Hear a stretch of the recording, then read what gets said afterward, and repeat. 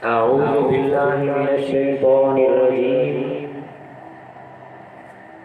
بسم الله الرحمن الرحيم. يا أيها الذين آمنوا إذا قمتم إلى الصلاة فاغسلوا وجوهكم وأيديكم إلى المرافق وامسحوا برؤوسكم وأرجلكم إلى الكعبين وإن كنتم جنبا فاطهروا وإن كنتم مرضى أو على سفر أو جاء أحد منكم من الغائط أو لامستم النساء فلم تجدوا ماء فتيمموا صعيدا طيبا فامسحوا بوجوهكم وأيديكم منه ما يريد الله ليجعل عليكم من حرج ولكن يريد ليطهركم وَلِيُتِمَّ نِعْمَتَهُ عَلَيْكُمْ لَعَلَّكُمْ تَشْكُرُونَ.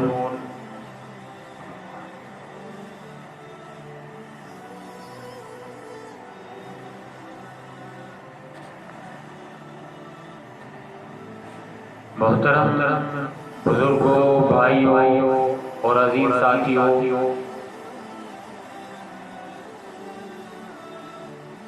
سورہ مائدہ کی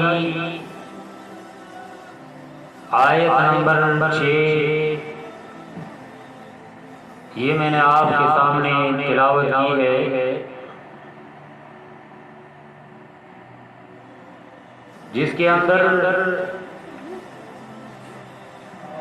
اللہ تعالیٰ ارشاد فرماتے ہیں، اور وہ بھی خاص کر ایمان والوں کو مخاطب کرتے ہوئے کہ اے ایمان والو، جب تم نماز کے لیے کھڑے ہو تو سب سے پہلے اپنی طہارت یعنی وضو کر لو، اور قرآن میں وہ چیزیں کہ جو ضروری ہیں، جن کو فرض کہا جاتا ہے، وہ بیان ہوتی ہیں. تو اس لیے اللہ تعالیٰ ارشاد فرماتے ہیں کہ فَاغْسِلُوا وُجُوهَكُمْ وَأَيْدِيكُمْ إِلَى الْمَرَافِقِ، کہ تم اپنے منہ دھونے کے بعد اپنے ہاتھوں کو کوہنیوں تک دھو، اور پھر وَامْسَحُوا بِرُؤُوسِكُمْ وَأَرْجُلَكُمْ إِلَى الْكَعْبَيْنِ، اور اس کے بعد اپنے سر کا مسح کرو اور اپنے پاؤں کو ٹخنوں تک دھو لو. یہ وہ چیزیں ہیں کہ جو وضو کے اندر ضروری ہے، کہ جن کا سوکھا رہ جانا اللہ کے رسول صلی اللہ علیہ وسلم کے فرامین میں بہت زیادہ وعیدیں آئی ہیں اور عذاب ہے ایسے لوگوں کے لیے کہ جن کے یہ اعزاز خشک رہ جاتے ہیں. تو آج میں آپ کے سامنے یہ وضو کا طریقہ احادیث رسول صلی اللہ علیہ وسلم کے اندر کیا ہے، یہ بھائیوں کے بار بار اصرار پر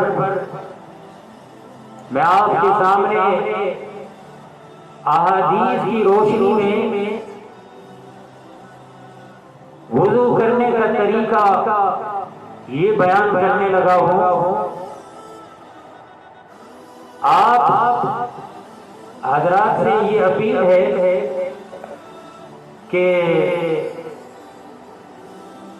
اس وضو کے طریقے کو کہ جو میں احادیث کی روشنی میں بیان کرنے لگا ہوں، اس کو دیکھتے ہوئے جس قدر بھی آپ کمیاں کوتاہیاں دیکھتے ہیں ان کو دور کر لیں، اور یہ مسائل آگاہی کے لیے بیان کیے جاتے ہیں تاکہ دوسرے لوگوں کو بھی ان مسائل کا پتہ چل جائے کہ جو بہت ہی زیادہ ضروری ہے۔ ترمذی شریف کے اندر حدیث میں آتا ہے کہ لا وضوء لمن لم یذکر اسم اللہ علیہ، کہ وہ وضو ہی نہیں ہے کہ جس سے پہلے تسمیہ یعنی بسم اللہ الرحمن الرحیم نہ پڑھا جائے، یعنی ایسے سمجھیں کہ وضو سے پہلے بسم اللہ الرحمن الرحیم پڑھنا یہ ضروری ہے، اور اگر بسم اللہ الرحمن الرحیم نہ پڑھیں گے تو یہ سمجھیں کہ آپ کا وضو نہیں ہوا، اور جب وضو نہیں ہوا تو پھر عبادت اس کے کرنے کا کچھ فائدہ نہیں ہے۔ تو اس لیے وضو کرنے سے پہلے بسم اللہ الرحمن الرحیم پڑھیں، اور اس کے بعد پھر بخاری شریف کی حدیث میں آتا ہے کہ فَأَفْرَغَ عَلَى كَفَّيْهِ ثَلَاثَ مِرَارٍ، کہ اپنے ہاتھ یہ پونچوں تک 3 دفعہ دھو لیں۔ اگر لوٹا استعمال کر رہے ہیں تو آپ کو 3 دفعہ اپنے ہاتھوں کو اچھی طرح دھونا پڑے گا، اور اگر ٹوٹی یا نلکے کے اوپر آپ وضو کر رہے ہیں تو ایسی صورت میں آپ کو چاہیے کہ اچھی طرح اپنے ہاتھ دھوئیں، اور پھر اس کے بعد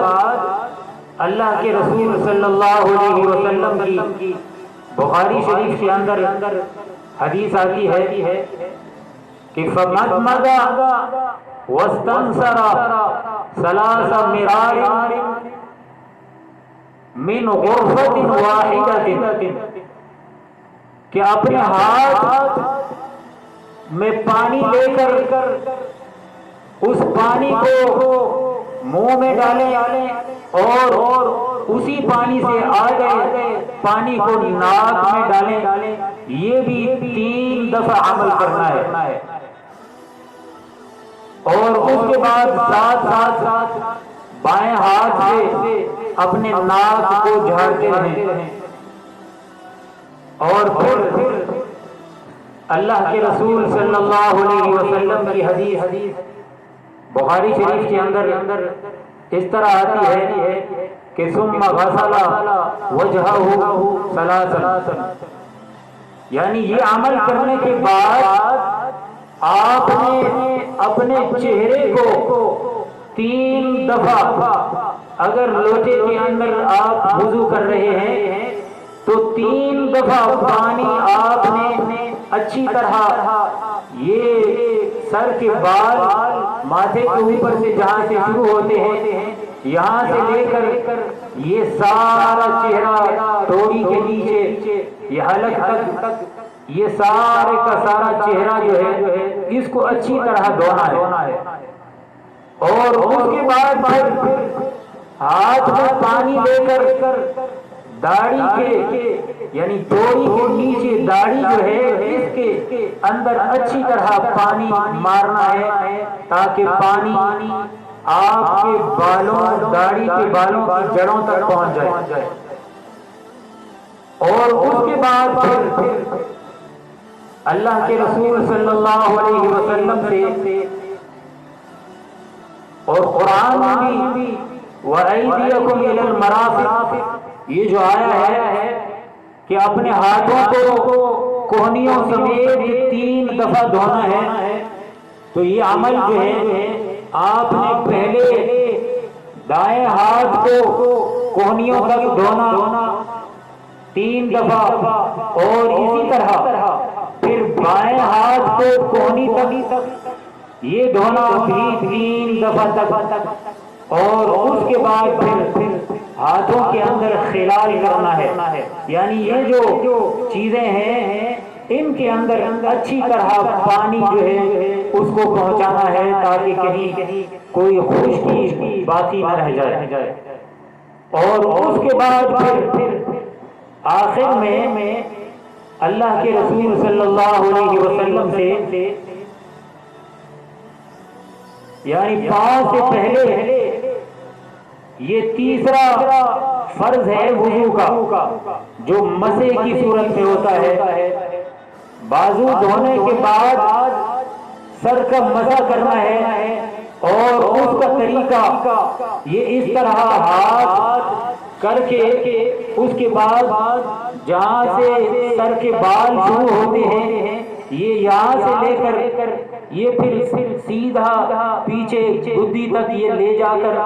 اس کے بعد پھر ہاتھوں کو وہیں لے کے آنا ہے جہاں سے آپ نے ہاتھ مارنے شروع کیے تھے،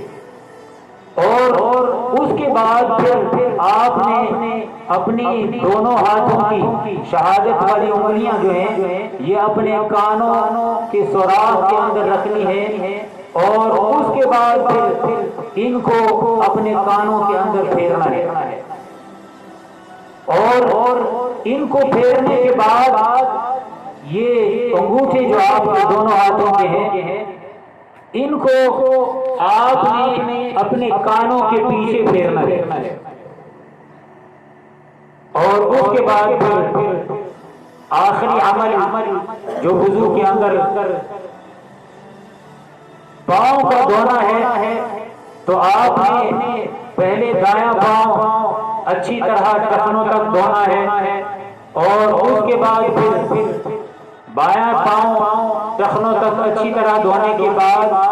آپ نے پاؤں کی انگلیوں کے درمیان خلال کرنا ہے، اسی طرح جس طرح ہاتھوں کے اندر خلال کیا تاکہ کوئی سوکھی جگہ باقی نہ رہ جائے، اور اچھی طرح پانی جو ہے وہ